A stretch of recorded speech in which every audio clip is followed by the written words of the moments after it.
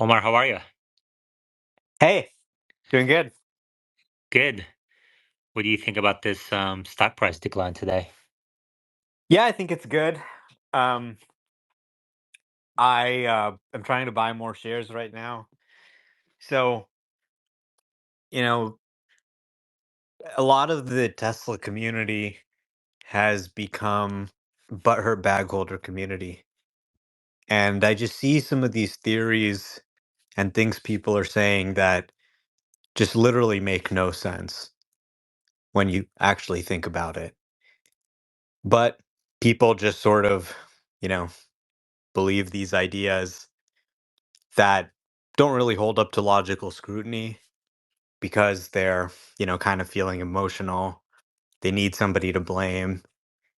And yeah, I like opportunities like that or moments like that.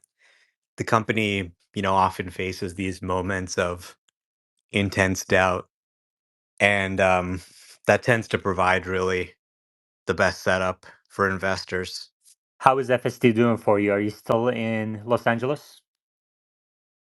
No, I'm back in San Francisco now. FSD Beta 12 is doing pretty well. I haven't gotten the 12.2 yet, so I'm hoping that I'll get that either today or this week. But from what we've seen so far, it was only on Hardware 3 cars, and no Hardware 4 cars had it yet. I don't think that it really has gone out to very many people except for some of the Wave 1 Tesla employees. So they would be under a strict NDA about it at this point.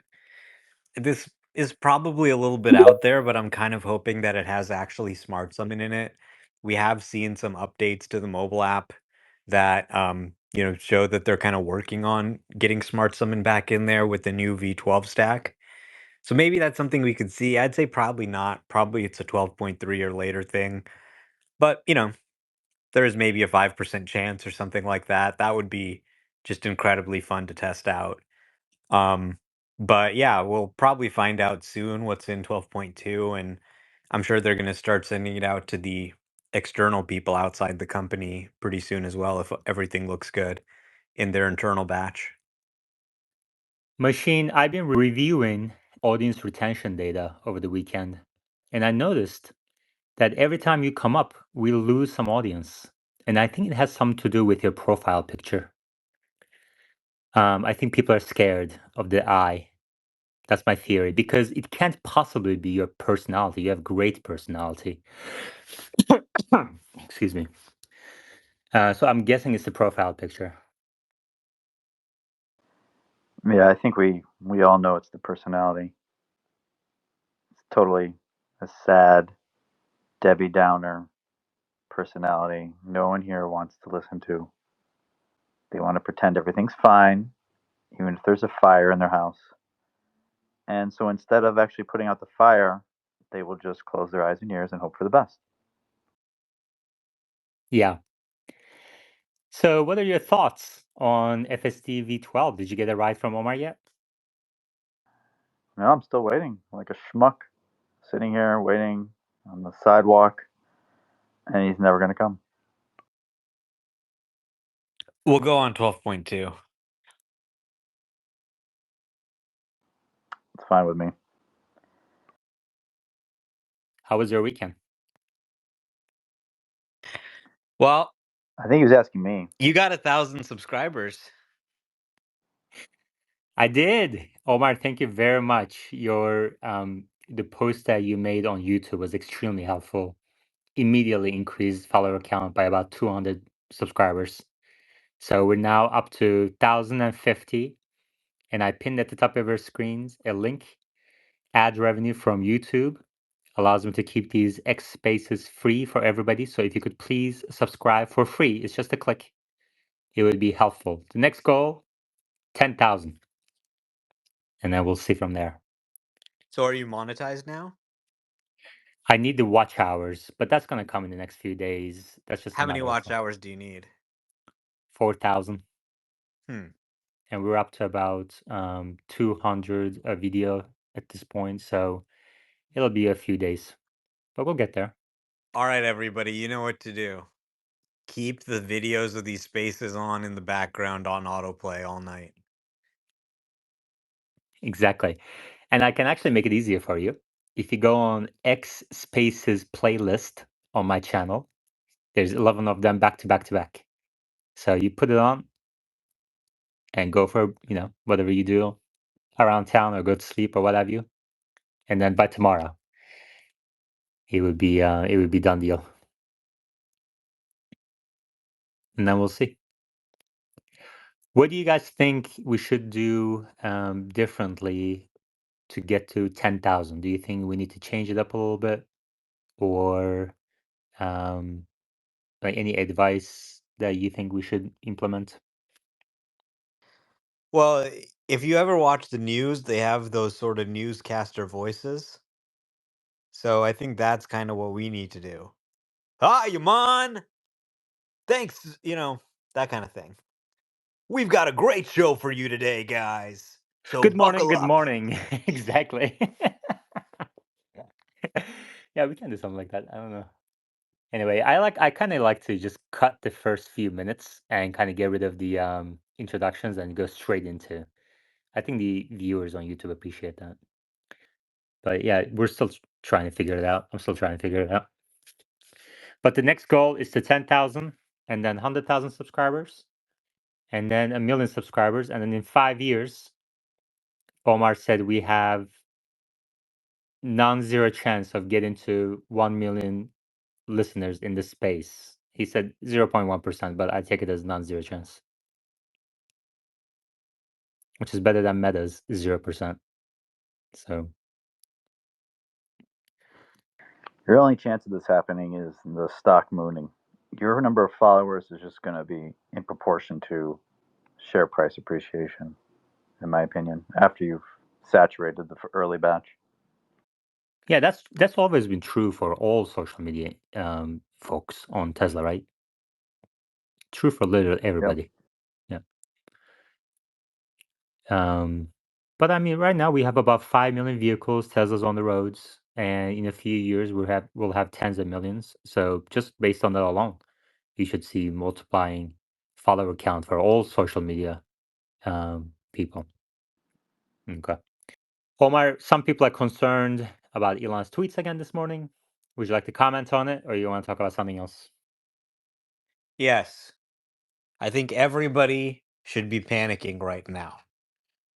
What we saw was a horrible tweet this morning. The Disney logo has been turned upside down, and "These nuts" has been written in Disney font. This is really bad. I know a lot of you guys may see my videos and say, wow, foundation models for autonomy. The car can move around and just look at cameras and move through the city. That's probably worth something, but it's not worth anything if people don't like some of his tweets. So sell all your shares, sell them to me, sell them to Elon. I think he wants to up his stake in the company. But yeah, this is pretty bad. So, now I don't think he's going to change really. You go back like, for several years, and he's always offending people, right? During the pandemic, everyone said, "Whoa, we need to shut down everything." And he said, "Hey, you know, we should not shut everything down. That sounds like a dumb idea." And everyone said, "Oh, Elon, you're horrible. You want to kill your workers." And that was very unpopular. And while I think he actually turned out to be right, but that's not really the point because a lot of people were offended. So generally he's just a very offensive guy. And yeah, I think people should sell their shares, sell them to me. It's clearly never going to go up again, right? I mean, it went down yesterday, so it's probably just going to keep going down forever. So, yeah, just sell them to me, and yeah, then you won't worry about it. Then you can just like his tweets, retweet them, and not have to worry that he has destroyed your retirement with a D's nuts joke. Machine, what do you think? I think it was pretty funny. It's right in my line of sense of humor. I don't know. I mean, people are just looking for things to take out their frustration by the fact that they invested in a stock that doesn't make that much money, and people keep Yeah. ignoring the real issues. They want to blame it on. If only Elon wasn't tweeting these nuts, then he'd go back to Tesla and he would just make them make more money or reduce costs even further. And that's mostly nonsense. They don't know what the solution is. They don't even know what the problem is. They don't know anything. So they're just going to blame it on this. They're going to scapegoat him. Yeah. And then he's tweeting, boobs rock. Boobs don't rock. Okay. That is somebody's daughter. Okay. And she is just as intelligent as you or me. She's more than her boobs. And Elon should know that. And I think he's lost a lot of customers because of it. It's no wonder that Tesla only grew, 38% in 2023 compared to 40% in 2022 when he's tweeting stuff like that. I mean, think of where we've come now. It's 2024, and people now will get reprimanded for making the most obvious statements in the world. Boobs rock. That's supposed to be like debatable. Every, heterosexual man will say, yeah, we already knew that. No one would be offended by it. But now everyone's offended by anything. They look for stuff to be offended by. And it's gone backwards. Things that were not offensive many years ago now all of a sudden are. It's just an obvious statement. It's not insulting anyone. What's wrong with it? Listen, I'll tell you why Tesla stock is down. And it's not because boobs rock. And it's not because of D's nuts. It's because of the Model Y. Okay. You look at the market, there's high inventories, people are discounting, and you got the Model Y, and Tesla's basically saying, look, we're offering $1,000 discount if you buy it this month. And, they put out a bulletin saying, hey, no new Model Y this year. Right. So people are basically coming to them and saying, oh, well, when's the new Model Y coming? Yeah, this Model Y is an amazing deal, but oh, is the new one about to come? So, this is like the bread and butter of their company. They sold 1.8 million cars last year, 1.2 million were Model Y. Okay.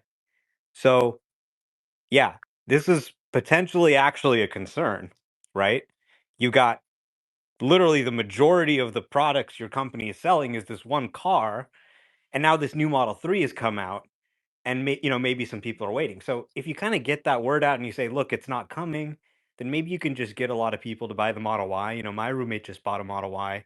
Amazing deal. He loves it. But these discounts on really the primary products the company sells and statements the company has made that sort of confirms there could be a concern here are probably driving the market much more than anything Elon's saying, which I think the market is just kind of used to. So, if the numbers come out and it turns out to be great quarters, margins are stable, then great, nothing to worry about, the stock will rebound. But if this is actually a problem and they don't have an update to the Model Y until, 2025, then, you know, maybe it is actually something that's going to be material. Another problem I'm seeing is even though Tesla announced that it's not coming this year, some people still don't believe it. They still I think don't one's believe coming. them. Of course they're going to say it's not coming. But, I could see like maybe China Q3, US like Q1, same as the Model 3. But of course they're going to try and like downplay it, but I mean you had a ton of pent up demand waiting for the new Model 3. Now that's out. Now people are waiting for the new Model Y. I get that it's really, sort of challenging to transition these products, but this rollout is kind of problematic. And it kind of makes you think like, okay, what is the right way they should be doing this to minimize the impact on the company? I actually believe them that it won't come out in North America this year. If we remember when the new Model 3 was launched, a lot of people were asking when is it coming to North America? And then Tesla sent out a very similar notification to all of its staff saying no new Model 3 in North America for 2023. And that ended up being the case. So even it probably will launch in like, Shanghai in like mid to, probably Q3 at some point, the new Model Y, but just not in North America until probably like, January or something of next year. Sawyer, welcome. What else is new today? US National Transportation Safety Board wasn't happy about Dan O'Dowd using their logo or seal in his ad, Super Bowl ad yesterday, so they just told him take that down. So that's kind of funny. I just reposted that post by Sawyer. Let me just read that real quick. News: the U.S. National Transportation Safety Board has issued a statement about Dan O'Dowd anti-Tesla Super Bowl ad. Quote, the NTSB had no involvement in the production of this advertisement, did not authorize the use of its seal, nor does it endorse the work of the Dawn Project. The agency has asked the group to stop the unauthorized use of the NTSB seal, end quote. National Transportation Safety Board is an independent U.S. government investigative agency responsible for civil transportation accident investigation. I mean, the ad already played, so the damage is like already done, sort of over with. And if anything, this news will just give the ad more life. But it's interesting nonetheless. Dan O'Dowd has not impacted FSD at all. He went to these guys, he tried to get it banned. They said, no, we think you're an idiot. So I think that just speaks volumes. He went quiet for a while and he's back now, huh? Yeah, I think people just kind of lost interest, They kept sending out the updates, they did the recall, whatever, but, they're not going to ban it, right? The regulators have taken the opinion that this is actually a very powerful technology to prevent crashes. So we actually want to improve it rather than ban it.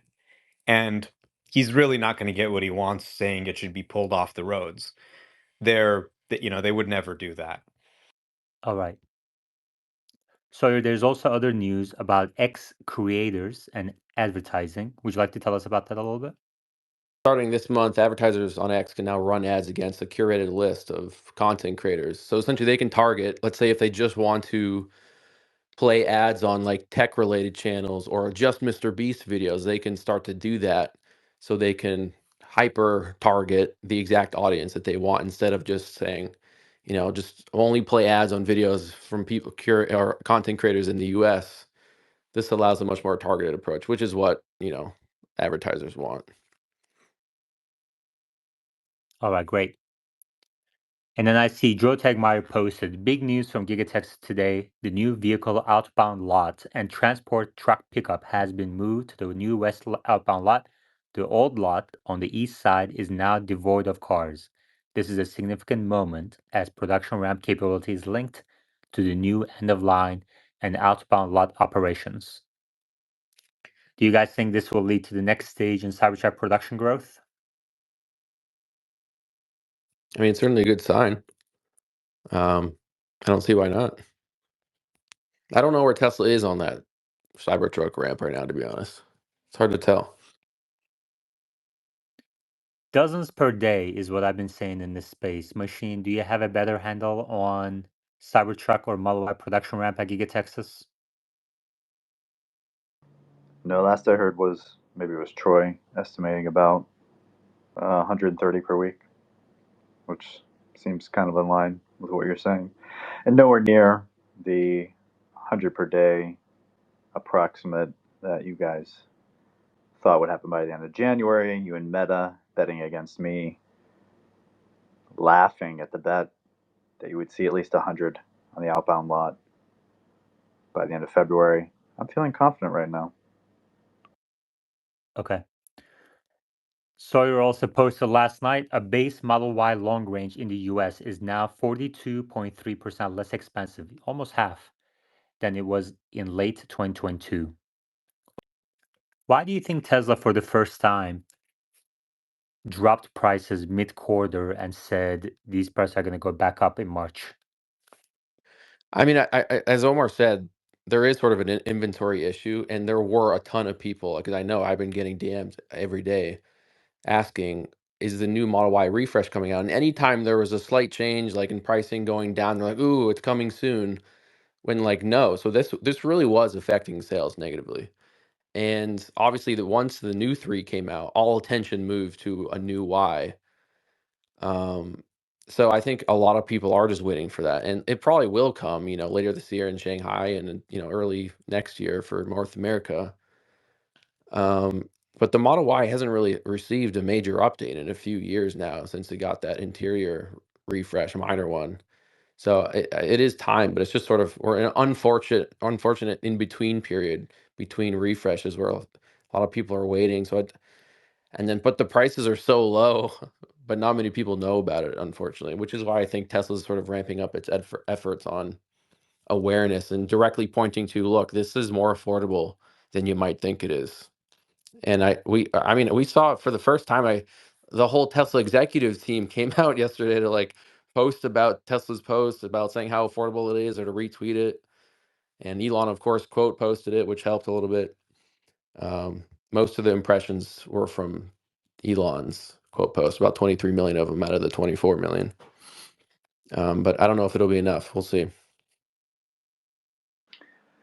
I mean, my initial take is that it truly is a seasonal demand drop that they're expecting, and that this actually is, maybe I'm actually sounding optimistic, that this is really the bottom, and they're seeing this at the bottom, and they're saying, what's left, we have to cut prices just a little more because of the seasonal drop. Q1 is always the weakest, and then it gets better, and they're basically saying we're going to raise it back.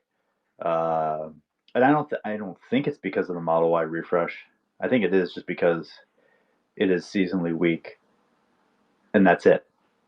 But I don't know. I'm sounding optimistic. It's disgusting. One thing I'll add is something of note is that Tesla's inventory Model Y prices did not decrease by an additional $1,000. So this is just on the online configurator. I think it would be a bigger deal, I think, more material if they change those inventory prices as well. So if anything, this is just encouraging people to take delivery sooner rather than later. Yeah, that's a good point. So this discount actually doesn't cost them anything because my buddy just bought a Model Y and they gave him a $5,000 inventory discount. So he basically got the white seats, the uh, induction wheels, but they charged him the base price essentially. Um, and so, if you're ordering from the configurator as opposed to just picking one that's available in inventory, and then the other great thing about ordering from inventory is he could just pick it up like basically next day is, so they're actually selling these custom orders at a higher price than if you just picked one out of inventory. It almost seems like they're just kind of experimenting with a little bit of a psychological game here. Like, oh, okay, I'm saving money if I just order it now as opposed to next month. Because I think some people were probably saying, all right, let me wait until the end of the quarter and, then maybe order it in the last month or something like that. So Elon gave his reason above. He said, since most people don't love to buy cars in the middle of the winter, Tesla's offering an incentive to do so. So, I think seasonality does play a part here, but there's other dynamics as well, right? There's been some FUD about EVs in the winter. You notice in that ad, they show a Model Y driving in the snow, sort of subtly implying, yes, it does actually work in the snow, right? So that may be playing it, part two. I think when you look at the Model 3, that may be playing a part too. So all of those may be factoring in. I think they're kind of just trying to play with incentives, see what the effect is on consumers when they, try these different approaches and see what works and what doesn't. But not really if you're kind of trying to just look at their pricing power, it doesn't seem like they're in a very strong situation right now, especially considering they probably want to do more than, you know, 500,000 deliveries or around there every quarter this year. If you're just looking at their pricing power, it doesn't look great right now, says Omar. Omar, do you think the primary reason is the high interest rates and seasonality? And do you think Tesla's pricing power will increase again before interest rates start coming down?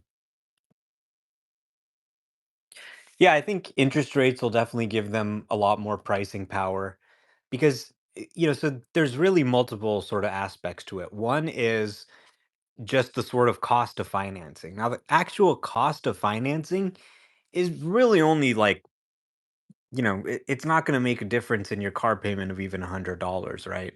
We're talking about maybe like, $50 increase or something like that. So that's part of it. Yes, that does raise the cost of your payment.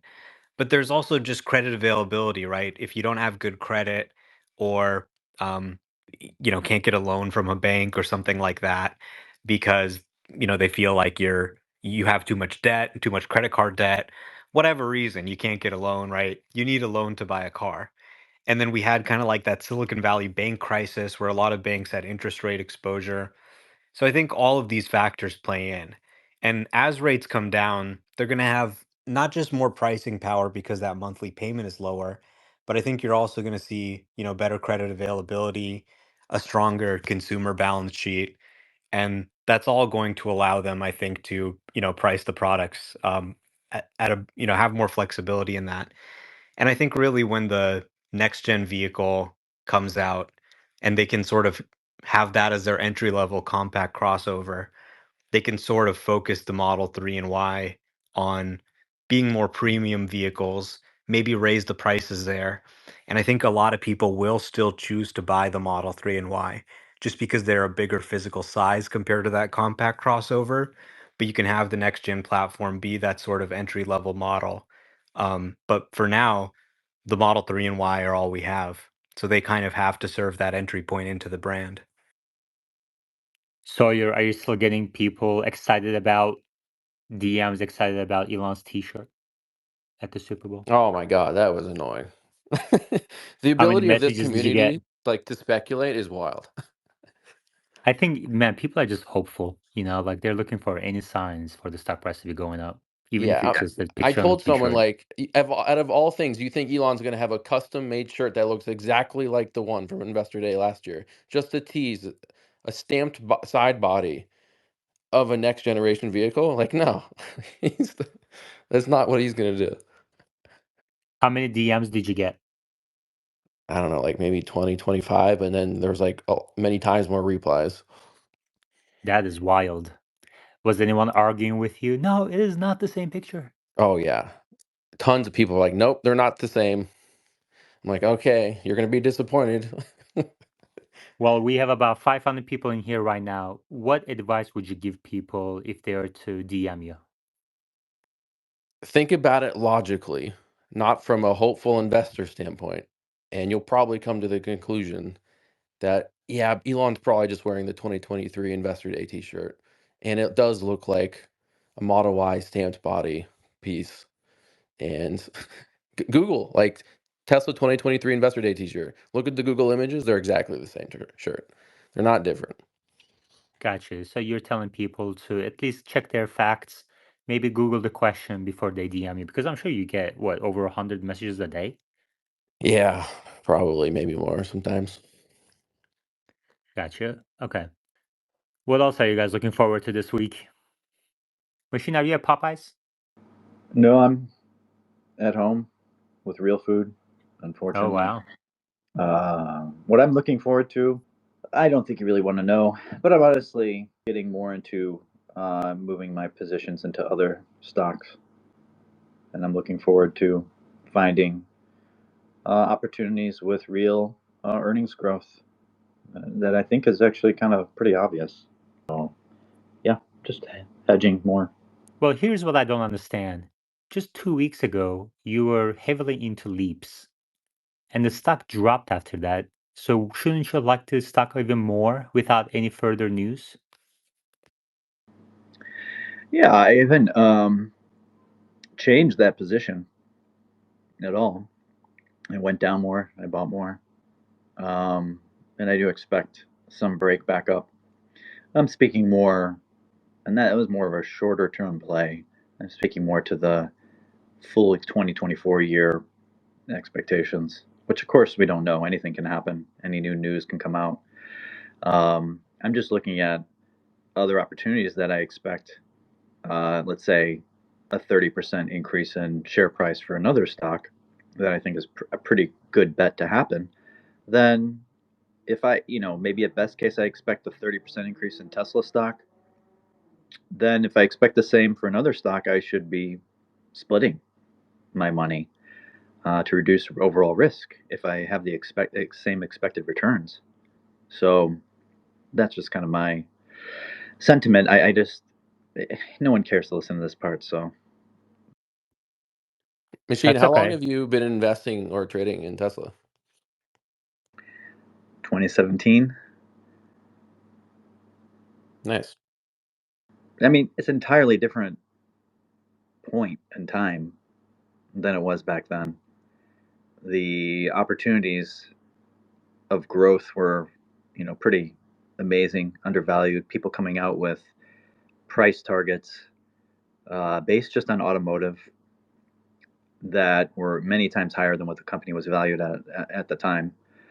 And so it made sense to allocate a high amount of your capital there. It was almost low risk, high reward at 2019 for sure. That's when I moved even more in. And now, I just doing over the weekend, even just some base calculations of making some assumptions about operating margin.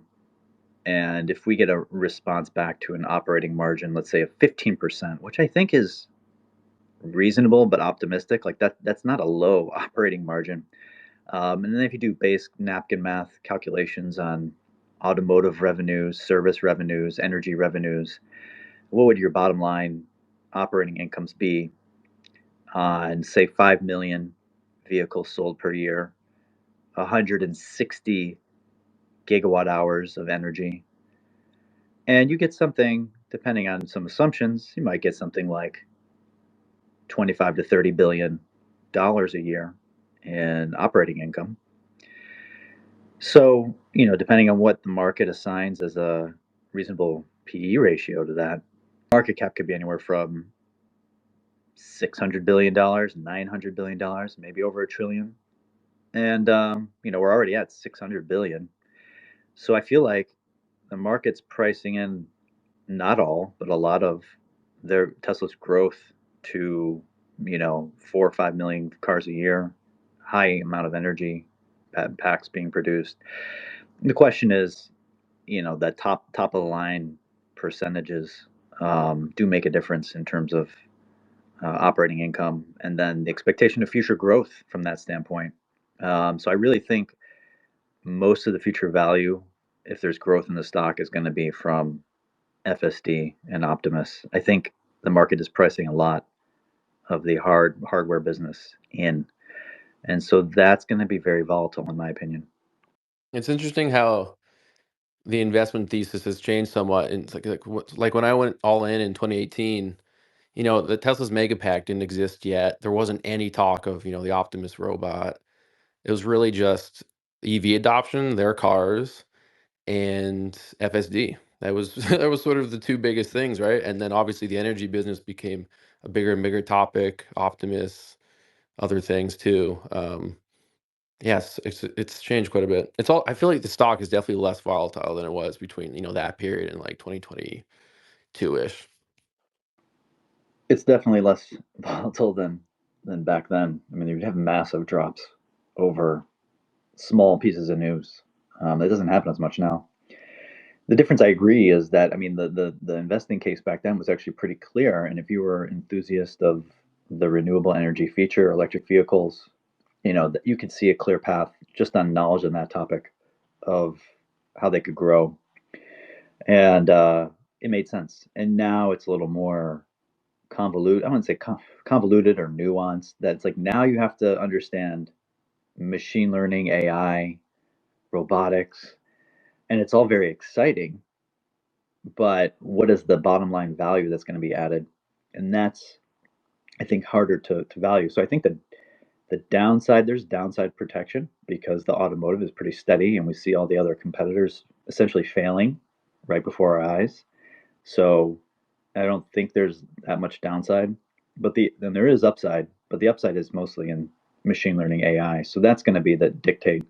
I really think because even megapacks, if you calculate out like how much these can contribute, it's not zero. It's something decent, but it's not going to move. It's not worth you know multiple hundreds of billions of dollars. It may be like $100 billion, um, which is a lot of money for any company. But for Tesla, it's like a 15% move. So it's really going to be about FSD. So we're all reliant on Omar's drives, basically. That's our insight to the stock. The future of the stock is Omar's drives. That's it. Omar, we're cheering you on. So that's a good transition into FSD. There's a question in the comments by Habib. How is FSD handling school buses? Have you encountered school buses stopping for kids? And how does FSD 12 handle that? And then in the replies, Habib posted a video of his FSD 11.4.9 recognizing this bus, but ignoring the flashing light and stop sign and plans a path to go around it. Omar, you heard Habib's question about FSD V12 and school buses. Have you ever encountered a school bus? I haven't seen any school buses yet. I don't tend to see a lot of school buses in San Francisco. People don't really have kids here. They just have dogs instead. So Dude, that's the you'd same in probably Austin. That you'd literally, probably be that's more I was thinking the likely same exact thing. I was like, wow, people are like thinking of their dogs as their kids here. yeah, you'd probably be more likely to see a bus of dogs than a bus of kids here. Machine. I purposely ran over a few kids by a bus on a crosswalk the other day to try So to collect some data. this is why audience retention drops when you put I the image in people's minds of you running over kids in your well, Tesla. it was This is why the That's or why NTSB had to put half out the a people. statement against this show.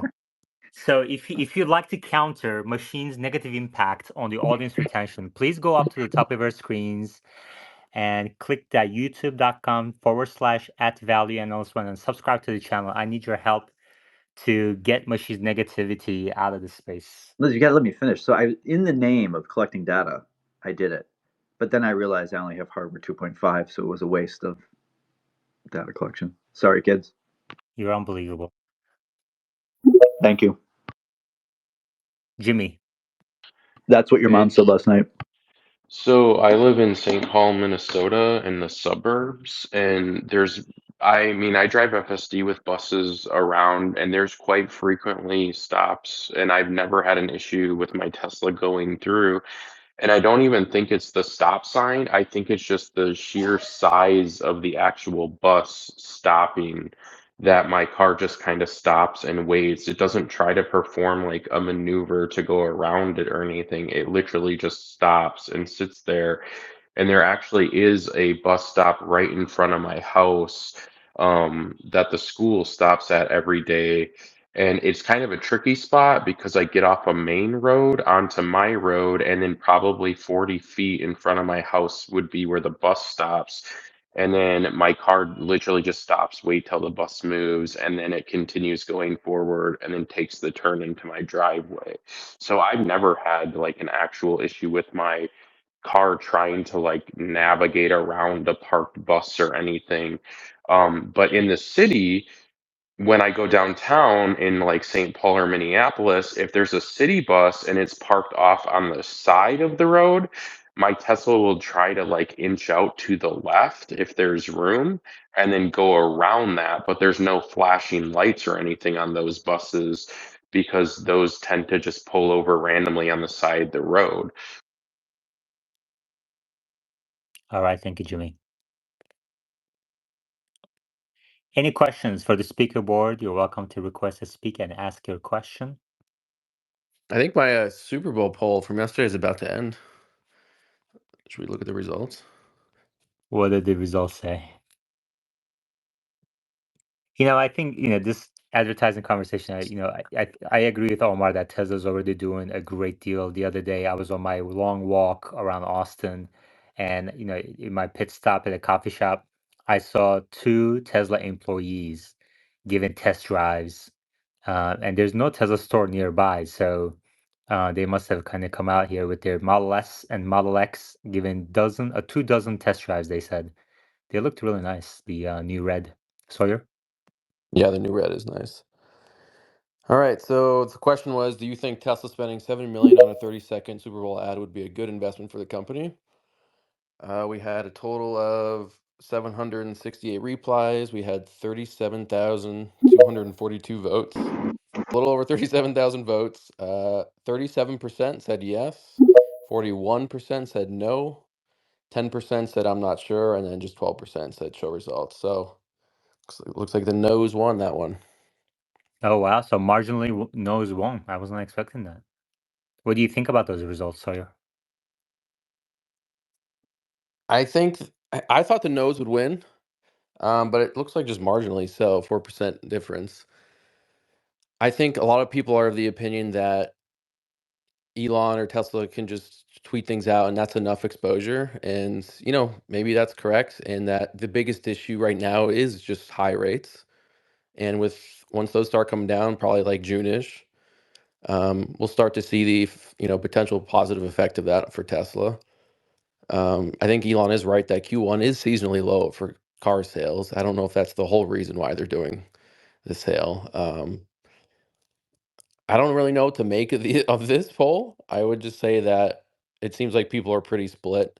And as time has gone on, like let's say if Elon came out all of a sudden and it was in support of doing like a Super Bowl ad, obviously these results would have skewed heavily towards yes. So I think people just sort of fall in line with whatever Elon says often. Um, but I don't think Elon's all that excited about advertising right now. Maybe that'll change over time. Probably not. But yeah, we'll see how things go the rest of the year for advertising. Omar, do you have anything to say on that? Otherwise, we have two new speakers I'd like to go to. And just a quick reminder to people who may not be familiar with the space, maybe you're new in the space. If you come up to speaker board, please stay on mute and raise your hand until you're called upon. Otherwise, we have people talking over each other, and that's not good for the listeners. Machine? Yeah, I've noticed since you've updated this new space that you've become a lot more polite to people, uh, except me. So that's been weird. Yeah, I'm trying You to be might get nicer. more views if you shout at people sometimes. And I'm trying to be nicer. Tell us the stock's going 3x this year. Yeah, right. Tesla Yoda. That's all coming out in the edit. Thanks, guys. Yeah, just wondering if when you're running these spaces, is there a way to run a space for people who are brand new to Tesla, so that they can maybe have like an FAQ session with Omar or select panel, whether that would help. And then on the app side, I was wondering if it's possible for someone to create an app where owners can add their vehicles onto this network to help give demos to people who are interested. I don't know if there's an app out there. Yeah, FAQ on the spaces. I'm not sure, but I think the best way to do that would be if people want to, like, if you can't come up to speaker board, there's probably a reason, but you can always reply to the space. And there are people in the replies that are having conversations. So somebody will answer your question. If it's if it's a very basic question and you couldn't find an answer on Google, you can leave a reply to any of the speakers, and somebody will see it. And that's probably the best way to do it because I don't want to waste. Because what happens, Tesla Yoda, if I allow that, is we get the same questions over and over again every single day from different people, and then it's just a waste of time. But thank you for the suggestion, Cyclone. Hey guys, yeah, I live in Atlanta and I'm running 1149 on a hardware 4 Model Y. And my biggest issue is a yield sign. So it treats yield signs like a stop sign. Just want to see if anyone else is having that issue. But last night, driving home from the Super Bowl game, this car drove completely different. It was driving a lot smoother. It almost felt like what Omar was talking about, how it's a completely different drive. So the second question I have is, do you think we're operating like in shadow mode or something where they can just turn this stuff on and off? and it drives completely different. Because what'll happen is that it'll drive nice like for one night Sunday, and then go back sometimes Monday and Tuesday, to its old ways. Omar? Well, there are some things that can change between updates, but generally it's going to be the same. Sometimes there's some networks running in the background that are waiting to be validated with data coming back from the fleet, and then they kind of flip the switch on. Sometimes there's some configuration they can change, but generally it's kind of just going to stay how it is. In terms of the yield signs, that is an issue that pretty much everybody experiences. The 11 series would often stop at yield signs as opposed to yielding. V12 fixes this issue. So, just in general, any issues that you guys have with V11, they're literally throwing away all of that code. So 300,000 lines of code, a lot of the bugs that you're seeing, a lot of the behaviors that you've just accepted as a fact of life for years because that's just how the code has been. They've just thrown it all away now. So hopefully V12 starts rolling out either this month or next month to the whole fleet. Elon said in the coming weeks on the call. So, hopefully they're getting pretty close to that. But I think it should fix a lot of these issues, including the yield sign issue. Yeah, thanks, Omar. Appreciate that. Yeah, it seems like last night, I swear to God, I think I was driving V12 because the car was driving completely different. It was a perfect ride. Just want to share that. Thanks, guys. Thank you for the question. Machine, do you want me to be nicer to you? No, right? I mean, you have a thick skin, you can handle it. You enjoy the banter as much as I do, right? No. Yeah, I Do don't you care. want me to be nice? I'll be nicer No, to you I if don't you want you to be want. nicer to me. I just Would noticed you? you've He been told his fake. therapist about, how he's so hurt You've been at these fake nice sessions. to everyone else. That's what I've noticed. It's not about any change Well, for the me. thing is, like, if I'm doing banter with anybody, then that means I feel closer to them than, somebody I just met maybe. But I noticed that, some people don't appreciate that. So I'll generally be nicer unless if someone has proven that they enjoy it as much as I do and, they can handle it and thick skin. So, So you feel close to me? I mean, we've been in this space for like 2 years, dude. Yeah. Isn't that crazy? Your mom I also probably says she spend feels more, close to I me. probably spend more time with you than you spend with your wife. How does that make you Yeah, feel? you pulled your pants down in his dream. Yeah. No, that was you. That was Oh, you who pulled the okay. pants down. Omar. Disgusting. Why are you dreaming about us? And why are you talking to your therapist about me? I did not talk to my therapist about you two. Either of you Yes, two. you did. Well, maybe you Talk gets should. around. God. I know your therapist in Atherton. I saw her at the bar this weekend. She said you were crying. You said you just want your mom to like you. We have a question in the comments. Lance Walred asks from YouTube Live, thoughts around Cybertruck in Japan? Sawyer, this is probably for you. Thoughts around Cybertruck in Japan. What is the overall strategy? How many countries is this going to be sold into? The Cybertruck, where will it come to Japan? Was that the question? Didn't we see Cybertruck in Japan after China? So it's going on tour, yeah. I didn't know if you meant like deliveries eventually will start there, but yeah, it's going on tour this month in Japan. Yeah, I think the question essentially is Tesla taking Cybertruck around the world just as for marketing tool, or will it bring Cybertruck to these markets eventually? No, I think it's mostly just the marketing thing for sure. Omar, do you agree? Yeah, I mean, I think maybe there's a possibility it could come in time, maybe with some significant, redesigns, maybe a second gen or something like that. But it really is just kind of a brand thing. It's kind of a halo product and it has some marketing value, whether you're actually able to buy it or not.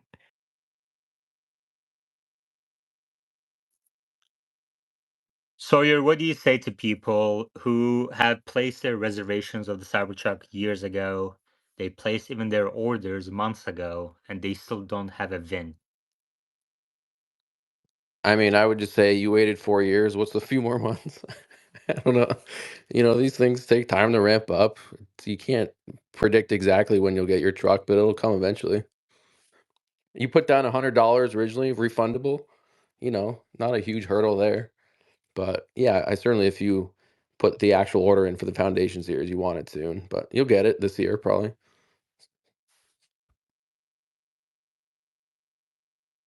If somebody really wants a Cyber Beast, would you recommend them to switch to Cyber Beast at this point, or still hold out for or wait for a dual motor? No, I can't really recommend any Foundation series. I think the better value is to just wait for like the $80,000 dual motor all-wheel drive and then just get the EV tax credit if you can. I think that's the better value. But if you just want it first, then yeah, just go for like a dual motor Foundation series because those seem to be being made in higher quantities and people get those quicker. Sawyer, do you think Cybertruck's popularity is leading to higher orders for sexy vehicles today? Uh, I don't know if there's like how much of a halo effect it's had thus far. I think as more people get it, because every time we see a video online of someone like an owner driving it or it's just parked in parking lot, everyone takes out their phones and takes photos of it and asks questions like, "Hey, what is this thing?" I think as like tens of thousands of these things are on the road in the U.S., that'll sort of grow. So maybe then it would have an impact, but right now there just aren't enough, I think, on the road where it's probably having a hugely material impact. That's probably true. Although in Austin, they're definitely proliferating. Just yesterday, I saw two in a row within 1 minute, which was a first. People are like, "Why don't you take a video?" I'm like, "I just want to enjoy the moment as the Cybertruck rolls by." And I wish the same on others in different parts of the country at some point. Omar, do you think there has been any halo effect from the Cybertruck on sexy vehicles? Well, I think it's definitely generated sort of a marketing awareness, right? And everybody's saying, "Oh my God, we need advertising, we need more people looking at these things." This is causing people to open up Google and do some research and check out the website and check out the other products too. 2 million people are getting this offer. They can get $1,000 off if they have a reservation. So I do think there's, some level of attention being brought to Tesla from it. I mean, pretty much everyone who has one says people are stopping, they're taking pictures, they're asking questions. Like every Tesla sold is really a walking billboard, and a Cybertruck even doubly so, or maybe even 10 times as much as a Model Y or something, in terms of the number of heads it turns, eyes it attracts, and people who just start asking questions about EVs and maybe think about buying one. So there is some value there. It's kind of hard to quantify. There probably also were some people who are maybe waiting to buy a Tesla who would have bought a sexy vehicle otherwise because they want a Cybertruck. But deliveries are starting to happen slowly. It's definitely not a fast rate of deliveries, but I am seeing real people get their deliveries. Like, actually, Ryan from the Kilowatts called me this weekend and he was like, "Hey, I'm in a Cybertruck. I'm like right, down the block from you. Should I come pick you up?" And I was like, you know what? I'm like kind of tired. I just drove all night, got here at 3 a.m. And I was like, wow, well, I can't believe I'm turning down a Cybertruck ride. But that other guy already gave me a Cybertruck ride and let me drive it. And another guy had a Cybertruck. So they are getting out there anymore. It isn't that kind of like, wow, I've never seen a Cybertruck thing anymore. So it is happening slowly. It's ramping up. And I expect it to continue to. We have a question and replies for Omar on FSD, but before that, I have a question on Cybertruck. But before that, quick reminder to scroll up to the top of your screens and subscribe to the YouTube channel so that the ad revenue can keep these spaces free and open for everybody. It's free to subscribe, just one click, but it really helps. Omar, the question for Cybertruck is, can you describe to people, you said, obviously in your area, you're going to see more Teslas and more Cybertrucks, and I will see more Teslas and more Cybertrucks in Austin. But can you describe to people how riding in a Cybertruck different from other Teslas?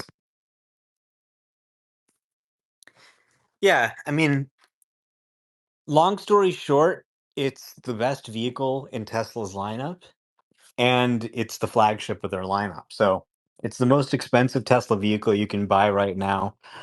It's just sort of very beautiful and imposing in person. You know, you kind of see it from afar, and it's just got this really, simple, striking design. That's the thing I think that sets it apart the most. When Tesla first started with the sexy lineup, electric vehicles were so different that they didn't really want to stray too much from conventional auto design. And, they kind of were pretty conventional with the sexy lineup. Then with the Cybertruck, they said, okay, we're kind of an established company. For the first time, this isn't a bet the company thing.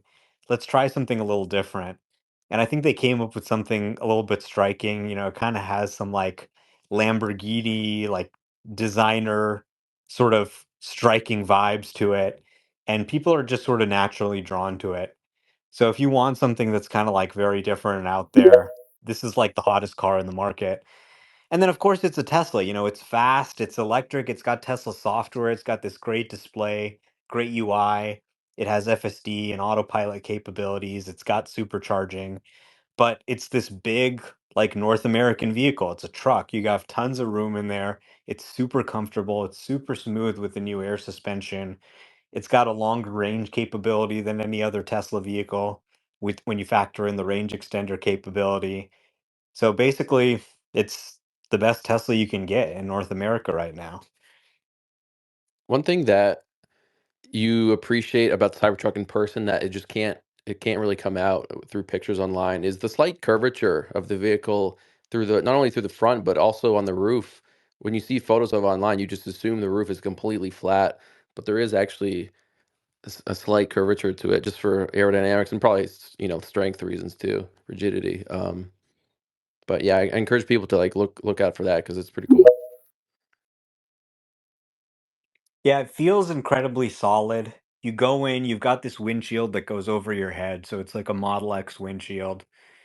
And you just have a level of space and comfort, a level of utility, combined with, of course, all the things you love about a Tesla: performance, speed, the supercharger network, all of that. So I think as more of them get out, it's really going to be explosive. This is one car that they are not cutting prices on, that they don't have any problem generating orders to long outpace the amount of supply they have. So hopefully they can ramp up to a larger percentage of their installed capacity. And I think as more of these things get out there and people try them, people drive them, like the steer by wire is really great. It just makes it so easy to maneuver this vehicle around. You've got this massive vehicle and all of the comfort and utility that comes along with it, but you drive it with steer by wire and it just feels like driving a Model 3 or a Model Y. I mean, the turning radius they said is actually better than a Model S. Well, we have the Cybertruck expert on the speaker board right now, but before we go to Greg, let me get the question from Hardik. Hardik, you may unmute yourself and ask a question. Hey, thank you. No, I think these are all great positive things about the Tesla, but I feel like majority of the audiences don't know it. Do you think a community can get together to create a positive Tesla ad to fight some of this negative bias? I mean, I would be willing to chip in few bucks and think there are enough Tesla investors who would be willing to do the same thing. If they don't advertise it, how can we go from advertising by word of mouth to a mass market? And I wasn't sure if anybody had any ideas or comments around that. Yeah, we're doing an ad competition. Exactly, almost like you described. How do I pitch in some money to that? There'll be a website going up soon, and you can see all the details there and vote on which ads you think are the best. And you can tip any individual creator of an ad if you think they did a good job. All the money goes directly to them. And there's also going to be a prize for the video that gets the most votes. So more details coming soon. There you go. Greg, welcome. How are you? Howdy, howdy. I'm all right. How you doing? Doing well, doing well. What's the latest from Giga Texas and the Cybertruck production? A lot of new hires, people struggling with connecting things correctly has been a consistent issue, but a lot of things getting worked out too, and pain points being learned about. So that's good. I mean, that's obviously you're seeing it now. This is a couple weeks ago that I was told exactly that, and now we're seeing the benefits of that. You're seeing castings pile up, which is a very good indication of what they're planning to produce. Um, Positive momentum, but it's definitely a slower ramp than I thought it was going to be for sure. Have you seen any recent pictures of the body, recent videos where you can kind of tell that the quality of production is improving? Are you satisfied with the production quality at this point? Yeah, I think they're doing a really freaking good job for what it's worth. I actually had a follower drive out from LA this weekend with his truck and got to play with his on Saturday. Shout out Scott, thank you so much. Had a blast. And his was of 700, I believe, series VIN. I forget. I have a picture somewhere, but I thought everything lined up super duper well. There was a couple things that he had been in service for, but they were known knowns already by the production team that they've got fixes out for it. So these are things that again they've worked out. Um, One of the things that fixes a lot of the little things that they had that they could fix over software update was fixed last week. It's not in the release notes of it, but there are certain little things that were addressed inside of that firmware update release that rolled out. I think is like last Tuesday or Wednesday. Um, but they had been sitting on that for a hot minute. I'd say about a week that was ready to go. Do you have your VIN yet? No, I don't. I just checked. Gosh, 3-4 minutes ago. It's funny Greg, because let me ask you a question. sure. How often do you check? It's pretty bad, but it's gotten a lot better. Um, I know now it's random if they which way they notify you, but it seems that there's either an email or a text that goes out 60% of the time, but it seems like 40-ish% of the people that I've talked to along the way have just discovered their VIN inside their app with no notice from Tesla. So I do continue to check, but I'm also just trying to chill out and quit ripping my hair out of my head by waiting for that notification to go off. But it seems like it's almost the delivery center end of things is what discerns who gets a text versus an email versus nothing at all until they maybe call you. But I check several times a day still. I'd say at least once every other hour, if not more. All right, there's a question from YouTube Live for Greg. But before that, just a quick reminder that ad revenue from YouTube allows this X space to be free and open to everybody. So if you could please go up to the top of your screens, subscribe to the YouTube channel, which is free to do, and like and repost that post. I would appreciate that. Greg, the question for you is, when do you think Tesla will start producing the dual motor Cybertruck, not the Foundation series? This question comes from Boomer45. What's up, Boomer? Good question. I don't think that we're seeing non-foundation series production until at the earliest November. They're pretty well booked out for the year. That was something that was said on the call too. And like I said, the ramp's going slower than hoped. But as it stands right now, they're having no issue whatsoever capturing the additional $20,000 in Foundation Series markup revenue cost. But you are getting some cool things for the money. So if you're waiting for that, I get it. It's another $7,500 if you qualify, but there's some pretty sweet value that goes with that Foundation Series too. And if you need a vehicle now, that's probably going to be where you're going to want to be at is getting a Foundation Series. Great. And then there's a question for you from Teo in the replies to the space. When did Gregor Truck order his Cybertruck? Thanks, Teo. I was able to order on December 14th. I got it right about this time of day. So I'm before I almost texted you, Sawyer, but like, is there like a track of how many waves have been sent out? Maybe I did text you about that just to kind of see like where the waves are aligning with the delivery figures. But one thing to note on those delivery figures and order dates and stuff is you have to be in an activated state. And as it stands right now, the known knowns is there's 3 activated states, but there will be more here very shortly. Do you have like a spreadsheet or anything of the email wave dates for Cybertruck configurations? No, I stopped counting after like the 10th wave or something. It was just all in my head, but I didn't keep like a spreadsheet or anything. To get your opinion on something, which I think I know what your answer will be, but this is more for the audience. On the Cybertruck order page right now, not the foundation one, just the normal one that states, the rear-wheel drive, the all-wheel drive, the Cyberbees for 100 grand. It says for the all-wheel drive and the Cyberbeast, delivery in 2024. I take that to mean that deliveries of that trim will start in 2024, not that if you place an order right now, that you are essentially, they're saying that you will get it in 2024. Is that your opinion as well? Yeah, I like the rear wheel drive. I know they've got a couple road test units out there, so that's something that they're finishing up. Um, I could see there being some rear wheel drive units getting delivered in quarter 4, but I don't think that it's going to be one that you would order today. I think that the deliveries would start, so It it's doesn't going make to be. sense to me for Tesla to have, like a 2 million unit backlog or reservation backlog. Obviously, most of those won't convert. Um, but for them to just say a delivery in 2020, it doesn't make sense, for it to be, oh yeah, you can just order now and you'll get it this year. It's gonna be a long wait. Yeah, there's a few things that straight up don't make sense along the way so far, and one of them that kind of glares at me is like Elon's never said the price of the Cybertruck. He's never said the range of the Cybertruck. Certain things like that, and then if you jumped into the page, some things that are laid out are funky too, like that exactly right there, and the estimated price. Like there's just some gray area things, but they're sort of trying the waters. But the demand is certainly there that they're not going to really have to adjust a price. And if anything's been implied, it's that they could actually increase the price. That's the one thing that has been said.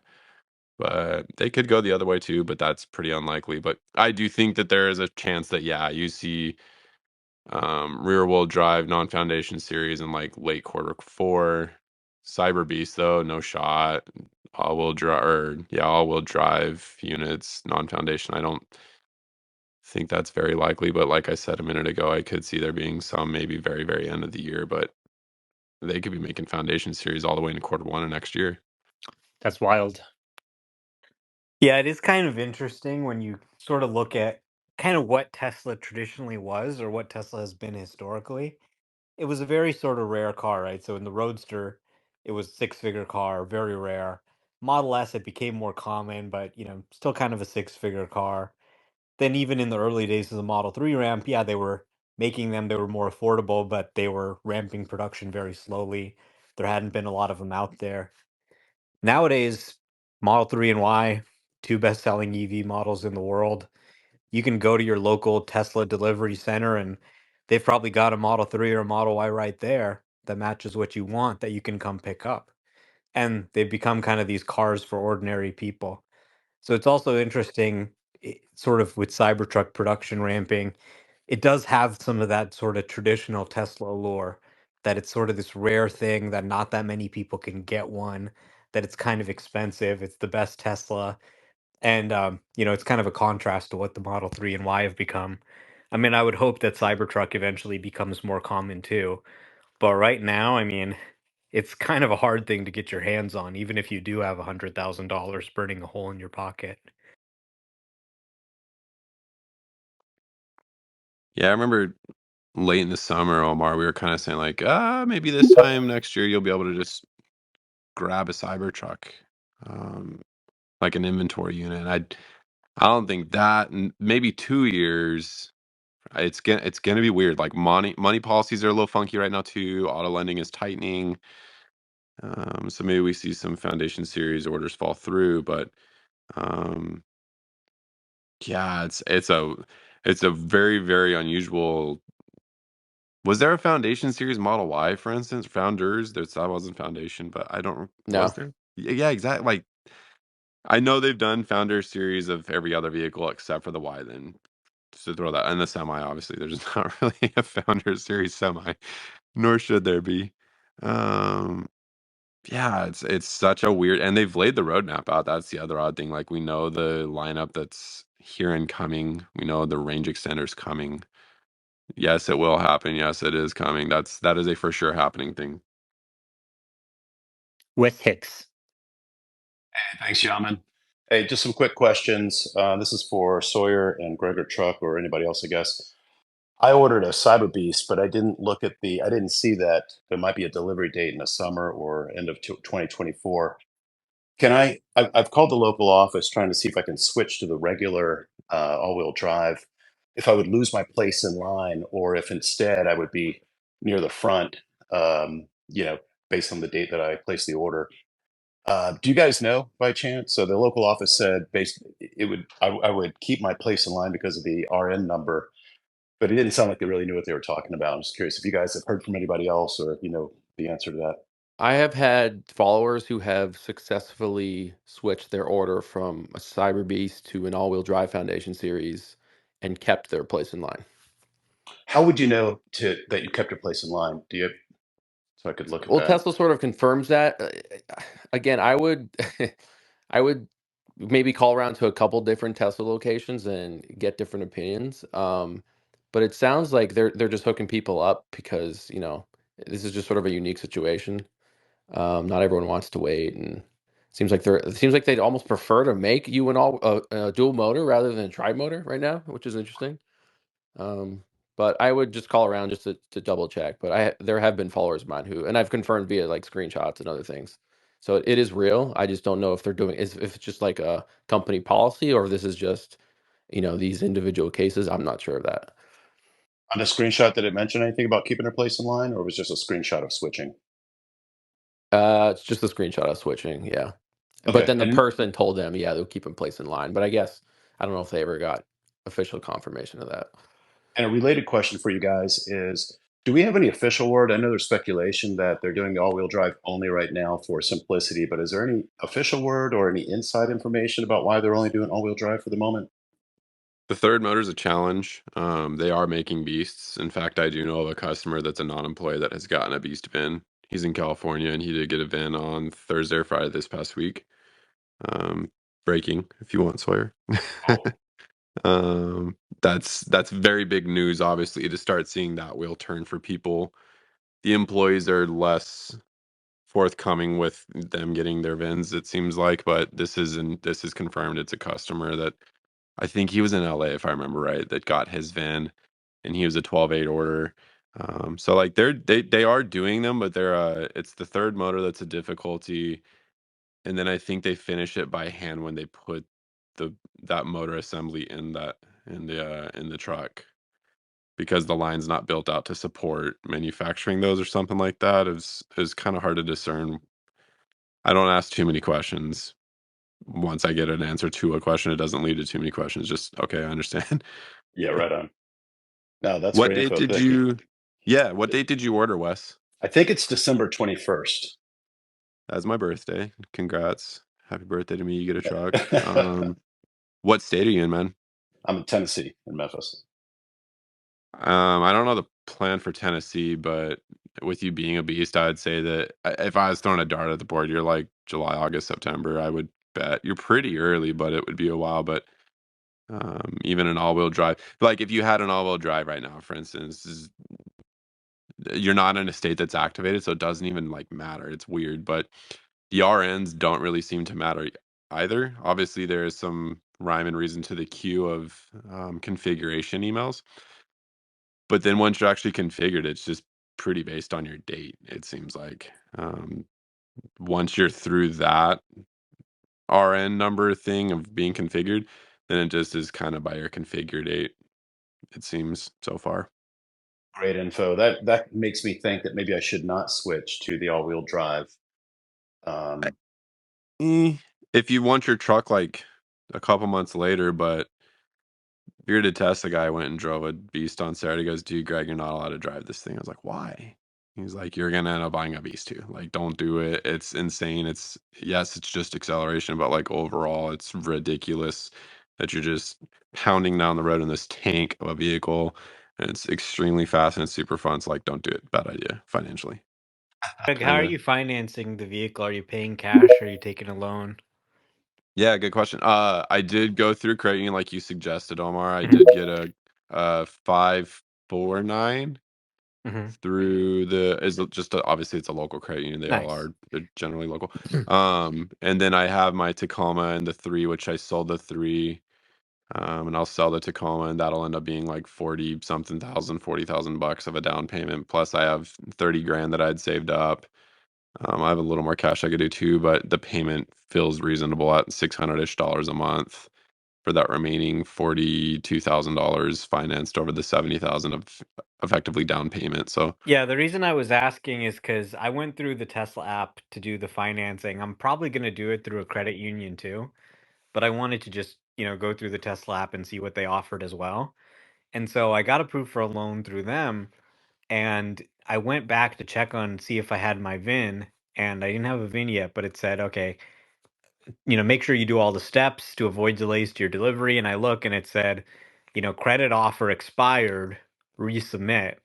So, I wonder if that impacted anything on my order. I could just be maybe overthinking it or something, but I went ahead and, sort of resubmitted it just so that it doesn't, it shows all my steps marked as done and they can assign me a VIN.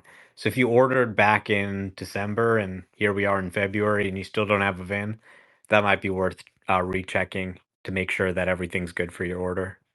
I submitted mine as a third party loan and have it all plugged in, but that was I was really curious, like, dude, on your end, you're weird because you're like December 10th or 11th or something, if I remember right. So I'm kind of baffled that you still don't have a VIN, but Yeah, maybe it was because of that loan thing that I didn't see until now. I don't know. We'll see. I just submitted the thing. They approved me again, so let's see if they assign me a VIN now. what interest rate did you get from Tesla? They're giving 6.86. Go to a credit union and see if they can give me a better rate. We have two speakers on the board, but let's go to one question from replies about half hour ago. Omar, have you had a situation where your destination address is within an unmanned community gate and FST does not recognize either the gate is closed or half closed opening, tries to drive through? Did your car handle this fine on 11.4.9 and or does it handle it on 12?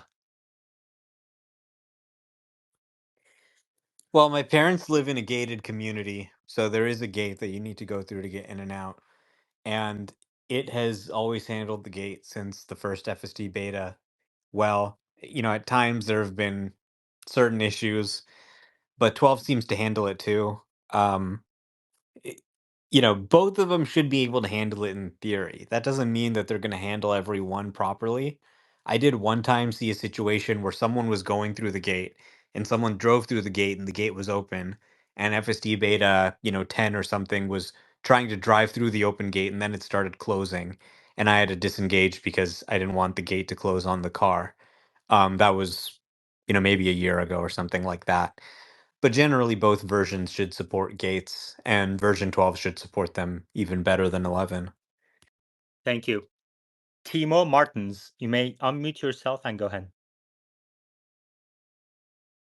Hello, everyone. Thank you. Sawyer, what do you think about the question? Do you think Tesla should be investing into SpaceX and other Elon Musk companies? Yeah, no. I think their current partnerships are sufficient for their needs. I don't see a point in like Tesla buying a huge stake into SpaceX right now. Omar, what do you think? I think that they will probably figure out a way to resolve this issue, and it doesn't necessarily involve a tie-up between the two companies. That may make sense at some point in the future, but it's probably best to avoid right now.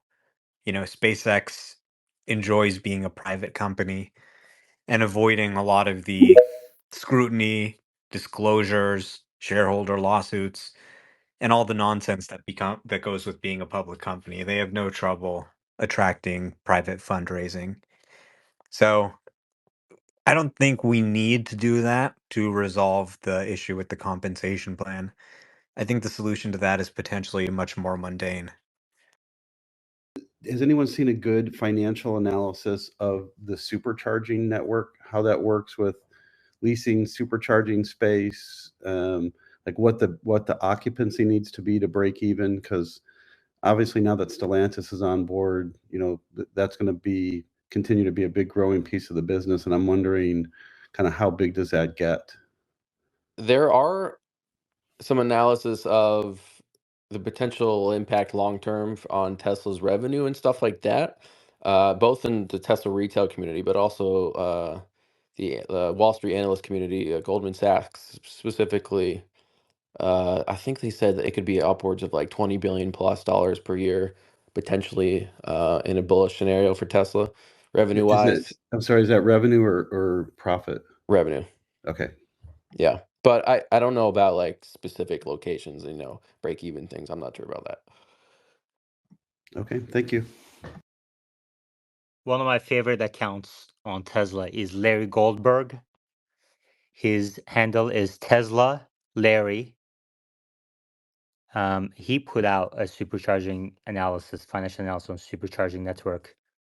If I can find it, it's hard for me to do while I'm hosting. Wasn't his number like 100 billion, or was it much lower than that?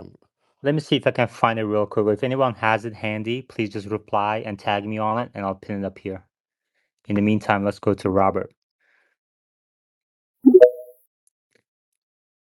Hey, I got a question for Omar or Sawyer.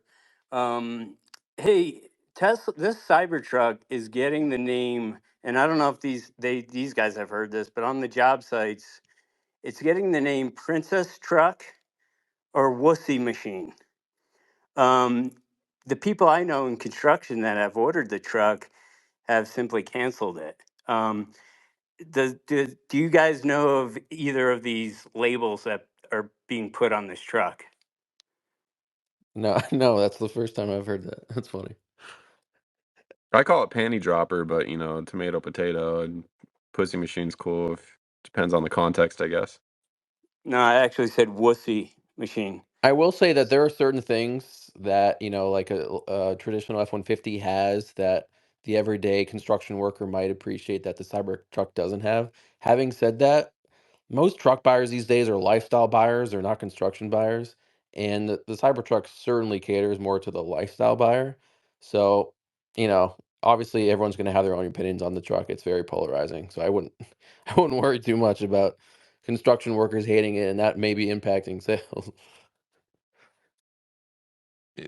And buy what makes you happy too. There's a lot of, I mean, Robert, I see your image, and thanks for following me, dude. I see your picture, and like it looks like you actually do hard work, but there's also a lot of stolen valor in the hardworking world, where dudes kind of imply that they're, this gut busting, hardworking American man, and they're not like you, Robert. That clearly that is what you do, dude. So buy what makes you happy, and if it's the Cybertruck, sick, love it. If it's not, that's fine. It probably will be eventually. There's going to be things that they do that they'll hear feedback from people and add, and I think overall it's pretty freaking dope. Though they've really packaged up an incredible experience. Yeah, I mean, I would just point people who make fun of the Cybertruck to Ford's track record in recalls. Ford is number one in recalls. Just some recent examples: hydraulic fluid leaks and your car catches on fire, roof caves in and you die, car catches on fire while parked. You know, issues like this happening constantly. And even Jim Farley, you listen to his call, he admits it. He goes, look, we got to get better on quality. So if you want to drive a truck like that, that is going to be kind of substandard, is going to be leading the industry in recalls, that you don't know if it's going to have a serious defect, then, I mean, call it whatever name you want. I think a superior product is going to speak out at the end of the day. And construction workers, all the things that people love about their EVs, being able to charge it at home and never having to get gas, the technology, autopilot, FSD, the power on board, the frunk, all the things that people have been liking about their EVs, those are benefits to construction workers too. So I think people are going to be pretty surprised, especially when we talk about a year from now, when the single motor Cybertruck is on the market. This is really a breakthrough product for the trucking market because it brings so many of the innovations that we've had in the rest of the market that just haven't been in trucking to the market at scale for the first time. Gregor? Yeah, and like just kind of tagging back to what I was saying too. I drive a truck, Robert. I have a Tacoma. It's you can and like it kind of goes into that, but as men, like we're the least emotional or whatever, but like the truck world is like the most emotional vehicle category on the planet. Like there is a lot of dudes that find identity in their vehicle, much less their truck. I love my Tacoma, but like if you want to approach the vehicle with the open mind, which I think you do, Cybertruck's pretty sick, man. And whether it be like I own a TV store, and whether I'm throwing a TV in the bed or putting my camera crap in the front, like there's a bunch of super safe storage, which for tools is also really dope. There's a lot of things to appreciate, but like Sawyer said too, I mean it real boils down to preference and suitability for the job, but dude, if you went and you got a Silverado EV or an F-150 Lightning or a Rivian R1T or a Cybertruck, you're going to have the emotional dude that feels a certain type of way trying to tell you that it's wrong or stupid or whatnot. And you're going to drive away and fill up the thing for $5 and flip the bird to him and move along. That's just simple fact at this point is there's sense and there's logic and then there's just plain ignorance to build and stability of people and they want to have their own opinions that are laced with ignorance, and that's fine. Let them, I guess. Just have the thick skin to move along and love your vehicle. It's going to Machine. be that way with anything. Yeah, I mean, you have to understand these truck owners don't know probably how to plug in an electrical cable. And in fact, their wives have said that they haven't found the hole for 10 years. Well, we just lost Midwest in our audience. Thanks, Machine. Robert? Yeah, I'm just worried about Tesla's image in the construction area. And as far as plugging in, I mean, I drive a Model Y to the job site every day. I have an F-150 with 260 something thousand miles on it, original owner. It's actually treated me very nicely, but I'm trading it for a Cybertruck and I'm getting, you wouldn't believe the amount of shit I get for driving the Model Y for years. I mean, I've driven a Model 3 too before that. And the atmosphere on the job sites are not good. And the people that have ordered the trucks are just fed up because they see celebrities getting these trucks and they're like, well, where the fuck's mine? Like I need mine. And they're going out and they're buying F-150 hybrids for like $54,000 now. So we're losing this whole sector here. That's my concern. Jimmy? Well, I mean, did we ever have the sector? Ford has always owned the sector. Now there's at least a few people getting the Cybertruck. It's going to ramp up, but I mean, they kind of have the market by default, right? So, I mean, I wouldn't be too concerned about it. I bet you when you get your Cybertruck and you just drive it around and show it to people, you just can't not like the thing seeing it in person. It's just awesome.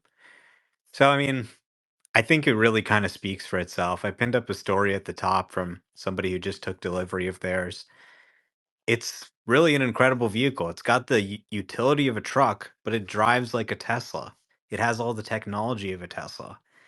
People are going to love this thing in North America, especially as they ramp production and they get the price down. Yeah, I just wish I had the truck right here to show people because, you can talk to them and tell them all kinds of shit, but no one's really paying attention until you show them the product. So I wish it was here right now. And I wish, I could tell people, hey, take it out for a ride and let me show you what this thing's all about. But yeah, it's frustrating and concerning. And I know people have been waiting a long time. And, we just, I'd like to see one on a job site, and I don't think that's going to come for another year or two, you know? Yeah, I mean, personally, my concern at this point is entirely on the supply side because we have way more than enough Tesla fans and people who see this thing and like this thing. I mean, it's kind of the hottest car in the market right now and one of the hardest to get. So I think demand definitely isn't an issue. Let's say every construction worker in the entire country hated it and they never wanted to buy one. It wouldn't really be an issue at this stage because we're really supply constrained. So can they ramp up 4680? Can they ramp up General Assembly? And a lot of this is really around quality. Can they deliver a quality product? And I have to say, just driving the first one I drove, somebody had took delivery. I was really surprised by how solid it is. Usually, when you have a car that's ramping up production early in the ramp, you may see some imperfections. You may see, something maybe rattling or squeaking or something not attached quite right. But I was like, wow, this thing is solid. It's silent. It really looks incredibly well built. I think the hardest thing for them to do is really just the body panels and making sure everything's aligned just exactly right and that type of thing. But I think they're really trying to make sure that this is a vehicle that you're going to get and you're going to feel like it feels like $100,000 vehicle.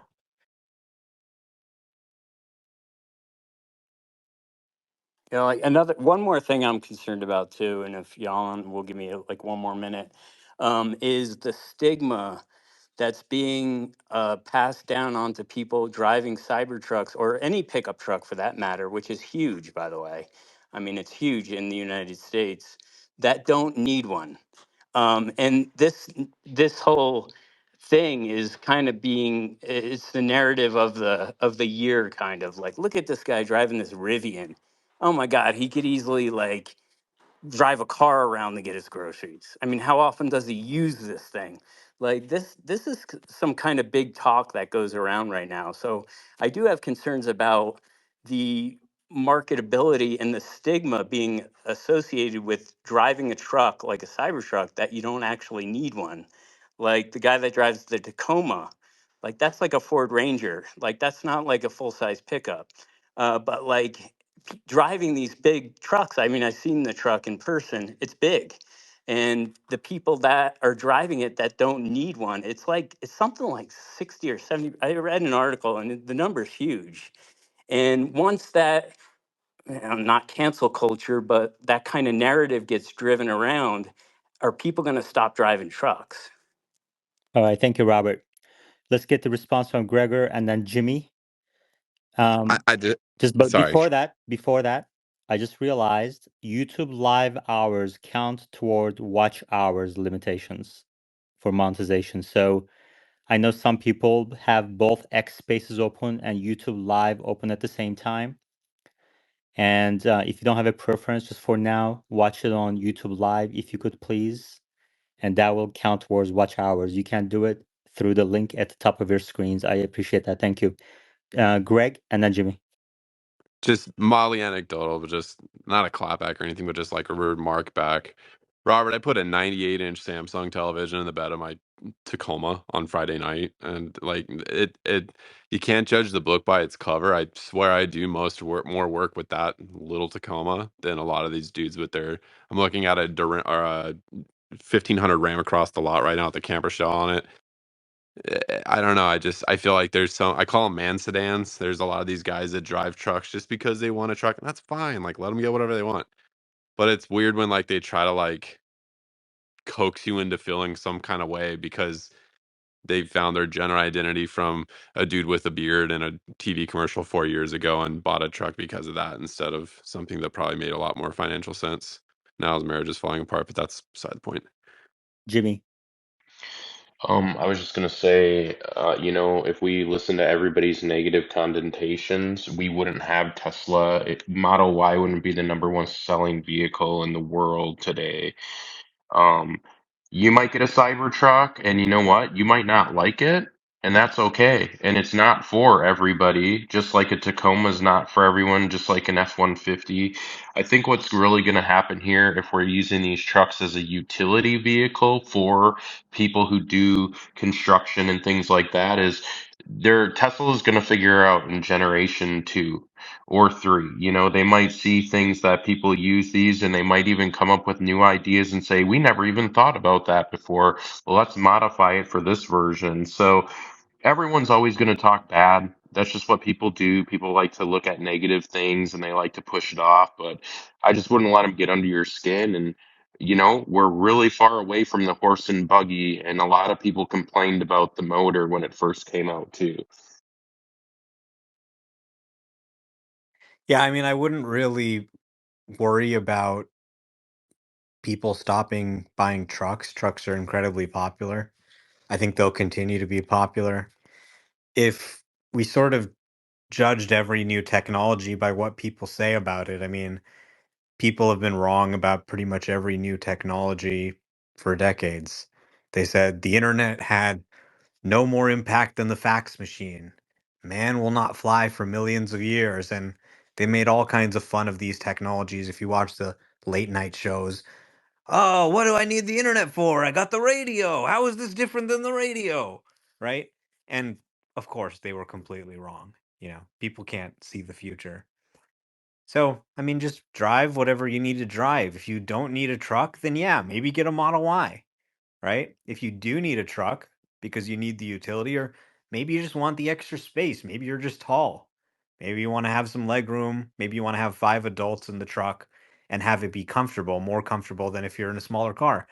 And if you have to use more energy, that's all right. We'll build more solar, build more wind, maybe put up some solar panels and make up for it. So, I don't think we really have to worry about truck sales stopping. If you need a truck, get an electric truck. If you need a car, get an electric car. And most of all, just do what makes you happy and don't worry too much about what other people think. Mike Simmons, go ahead. Hey, good afternoon. Thank you. I'm new to the community. I ordered a Model X on January 31st, just the gray one with 5 seats, steering wheel, and it's still sitting in it says February to March as the estimated delivery date. So I was hoping somebody with a little more experience in this space could share some information about what I should expect on delivery. Thank you. I would look in your local inventory and see if they maybe have one that matches Yeah, they don't. your. Yeah, I've Okay, done that. It's yeah. Thank you though. it may just be a weight thing then, man. Is it a qualifying for IRA? Yeah. Okay, well, yeah. I mean, that's going to be a little rough. The qualifying trim for X right now is pretty freaking popular, so could be a pretty accurate wait till March thing. But keep an eye on that inventory, man. Maybe one pops up. All right. Thanks. Omar, anything else on your mind these days?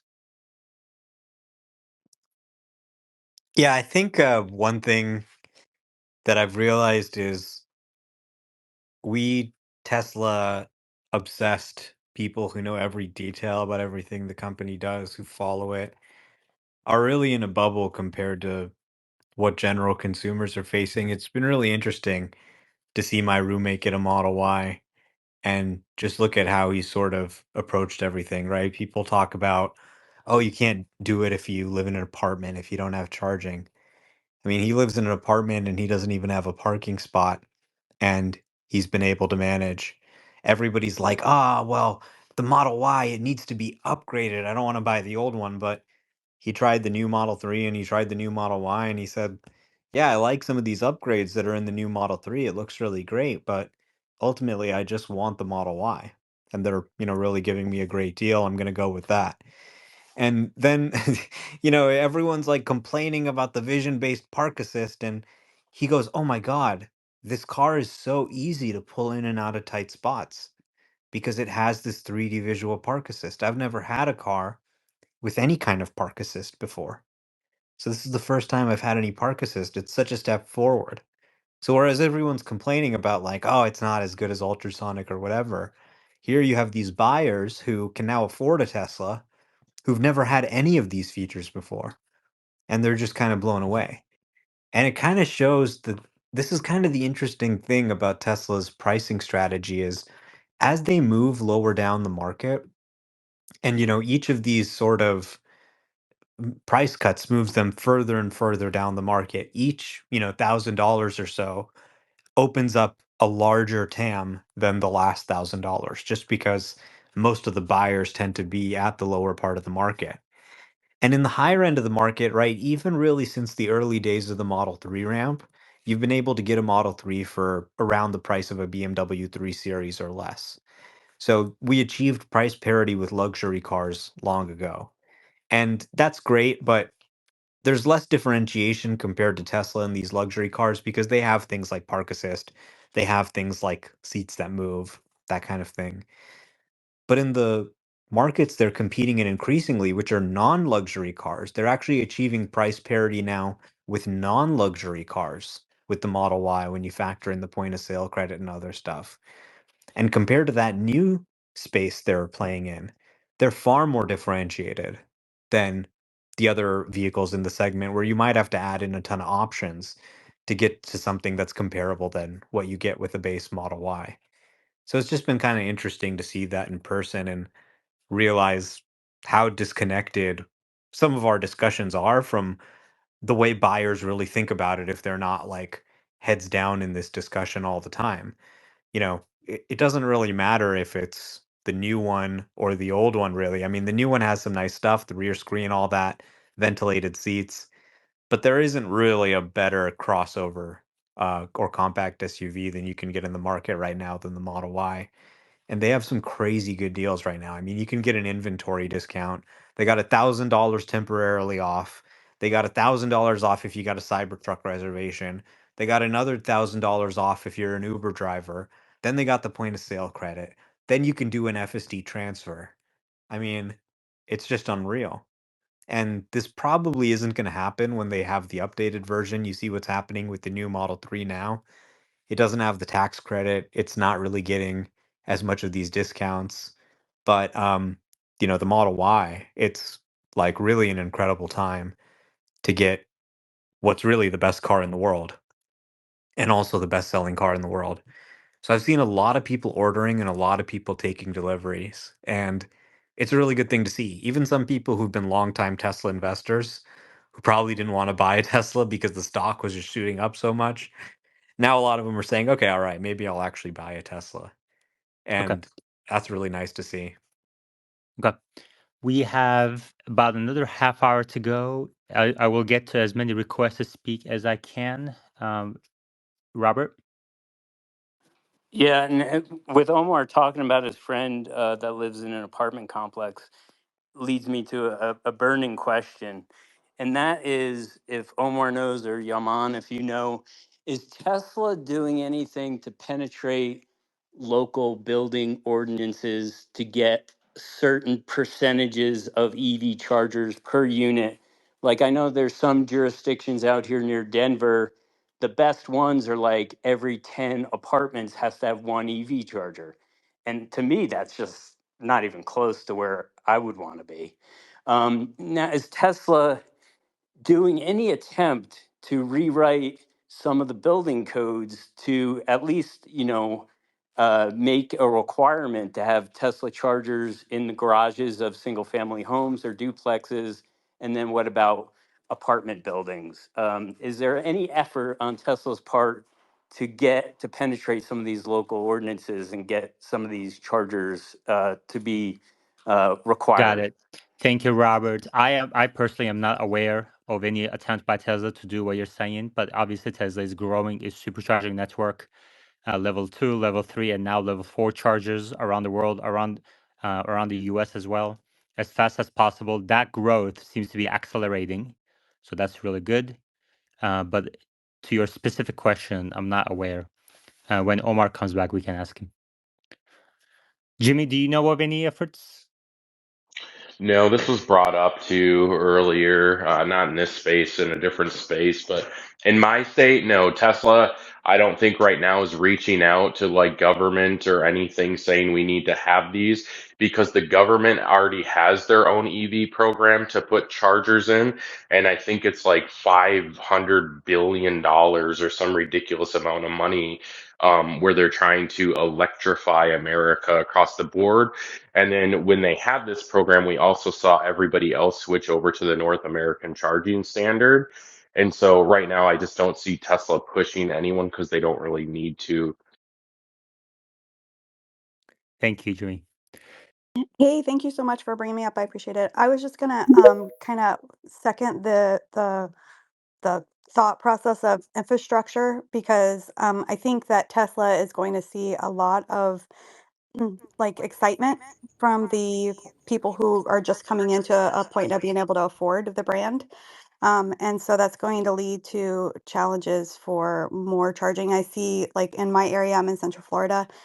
They've paired with Wawa. They have some charging stations paired with the gas stations, and that seems to be working pretty well. But like they were saying with Omar's friend, not having availability in like office buildings or even in your apartment would be difficult. So I think could they perhaps like incentivize by creating like a in-network Tesla Pay station? I understand there's a Tesla bank already, so maybe they can, you know, provide the equipment and then work with these big companies just to get their chargers in the spots where they need to be. Well, so Tesla already has a place on their website where people and private businesses can go and apply for superchargers in their facility. I don't think you would want to take the approach, though, where Tesla goes and seeks the government and then they forcefully push it onto companies.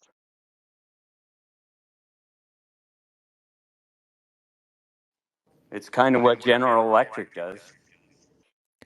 Robert, ChargePoint hired thousands of people to sell their chargers, and they went bankrupt. Um, I'm sure that Tesla team has thought about um, all sorts of possibilities when they're crafting their strategy with charging. But thank you for voicing your opinion in the space, and I'm sure that your opinion will reach the right ears. The fact is, Tesla charging is one of those areas of Tesla, the company, that really satisfied Elon's vision, which was the second place should need a telescope to see us. And not only they need a telescope to see Tesla, there is really no second place anymore. The bulls, the bears, the investors, short sellers, employees, politicians all agree unanimously Tesla charging is the best solution.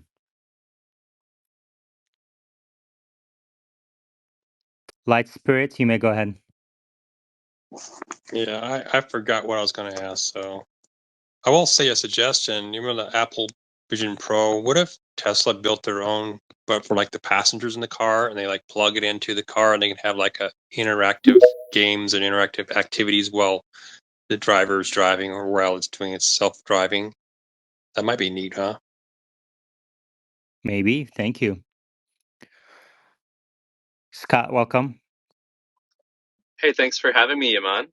I very much enjoyed the space earlier at work. I'd just like you to know that some of the improvements are after a couple of weeks of not hearing your space. I'm very much enjoying it. It's very professional, and just want you to know that great job. So, and it was great to hear you bash machines still. So fantastic.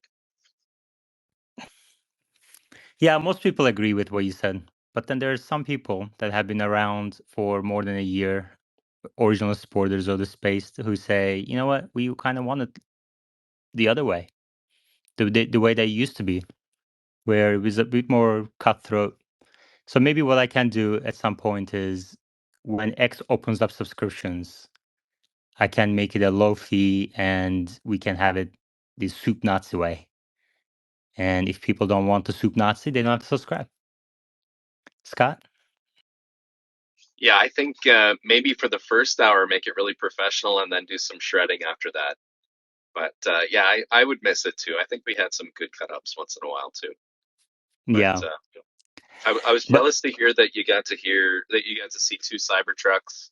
I guess in Austin that's getting to be very common, and I hope to be able to go see the one in the mall in Toronto this week, finally. So I'm excited. We haven't seen any up here. thank you, Scott. How you been? It's been a while. Everything good with the family? Yeah, the family's really good. Enjoying my grandbaby. I'm gonna take my wife on a cruise next week for her 40th birthday, and just life is good. Very busy, and yeah, things are well. How are you? You sound good. How are you? I'm good. Are you gonna take me to a cruise on my 40th birthday? No, I don't think my wife would approve of that. You could ask her to take you on a cruise. She might go for that. All right. Tezali, how are you? How is FSD doing for you on your Uber rides? Hey, I'm doing pretty good. Before I start with that, I just want to mention thank you for the uploading everything on YouTube. I know it's a lot of work, but it's very appreciated. Yeah, thank Everybody's you. good People going. people seem to appreciate that. They really like the fact that even though this space goes on for 2 hours, more than that, sometimes like right now we're at 2 hours and 12 minutes. When this space goes on YouTube, it's going to be about 70 minutes after all the cutting off all the filler words and empty spaces and maybe some of the parts that I don't quite think that it fits um, the entire space.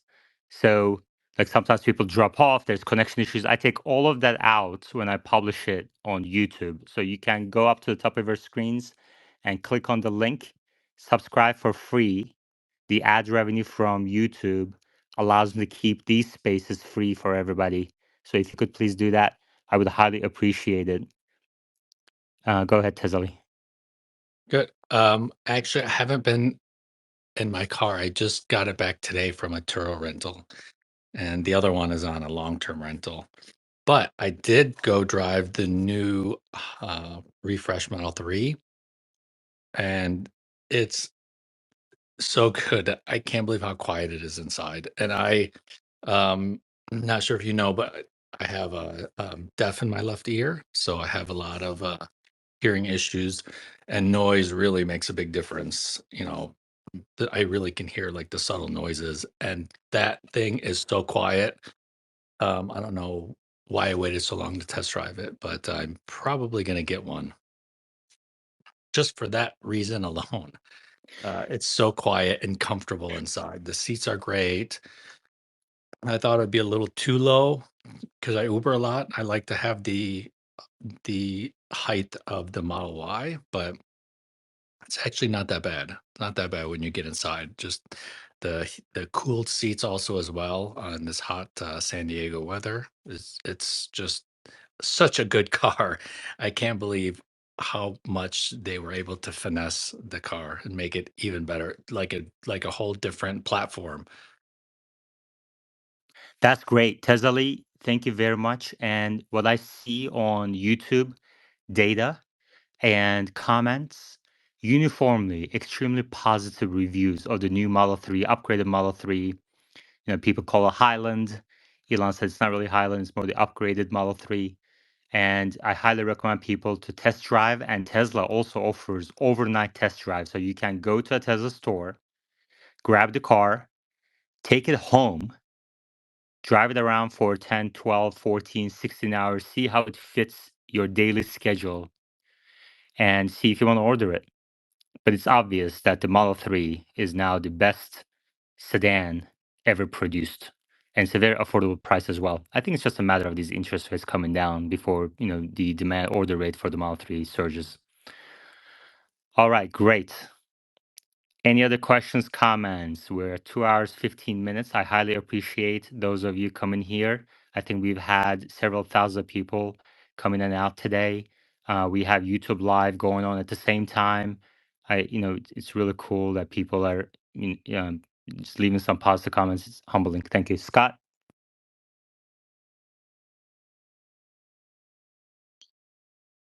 Iman, I wonder if just from a few people that I work with that were thinking about the new Model 3, and they keep saying things like, you know what, I'm just going to wait till the cheaper model comes out. I'm just going to wait till the cheaper model comes out. I don't think people are really doing the return on investment on waiting for this, this 3-4 years that it's going to be before they get this cheaper model to go EV. Buying a Model 3 just makes sense right now. And I'm not sure why people have that mentality, but I'm hearing quite a bit. Yeah. Yeah, I'm curious what the schedule is going to be for the next generation vehicle. But when it starts, I mean, if it's in line with every other Tesla program, it's going to start a little higher than $25,000. So might as well just get the new Model 3 today. I just wanted to say thank you so much. I appreciated all the valuable information you gave. And if anyone else, I was just going to say I'm going in to set notifications for you. So in case anyone else didn't know how to do that, there's a little bell next to the following sign for him.